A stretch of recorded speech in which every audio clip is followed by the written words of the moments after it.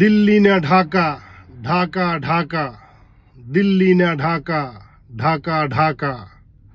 মানে দিল্লি ঢাকাটাকে অ্যাটাক করতে এসছে, দিল্লি ঢাকাকে দখল করতে এসছে। বাংলাদেশের ওই যে আবালরা ডাক দিচ্ছে দিল্লি না ঢাকা, ঢাকা ঢাকা। ছাগলের বাচ্চারা, গাধার বাচ্চারা,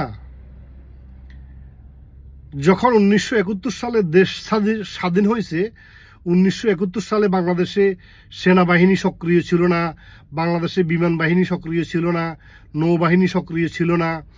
মিত্রবাহিনী, ইন্ডিয়ার মিত্রবাহিনী এসে বাংলাদেশের মুক্তিবাহিনীর সাথে যোগ হয়ে যুদ্ধ করে দেশটাকে স্বাধীন করে দিছে। তারপরে বাংলাদেশের নেতা, বাংলাদেশের জাতির পিতা, বাংলাদেশের যার নামে দেশ স্বাধীন হয়েছে, বঙ্গবন্ধু ইন্দিরা গান্ধীকে বলছে যে আমার দেশ স্বাধীন হয়ে গেছে, আপনার সেনাবাহিনী আপনি ফিরে আনেন। ইন্দিরা গান্ধী বাংলাদেশ দখল করার চেষ্টা করে নাই, যে বাংলাদেশটা দখল করে নেব, ইন্ডিয়ার একটা অঙ্গরাজ্য বানায় ফেলবো। ইন্দিরা গান্ধী শেখ মুজিবের অনুরোধে তাদের সেনাবাহিনীকে ফিরিয়ে নিয়ে গেছে। যদি ইন্ডিয়া চাইতো যে আমি বাংলাদেশটাকে আমার অঙ্গরাজ্য বানিয়ে ফেলবো, বাংলাদেশ দখল করে ফেলবো, তখনই করে ফেলতে পারতো, ওই সময় করে ফেলতে পারতো।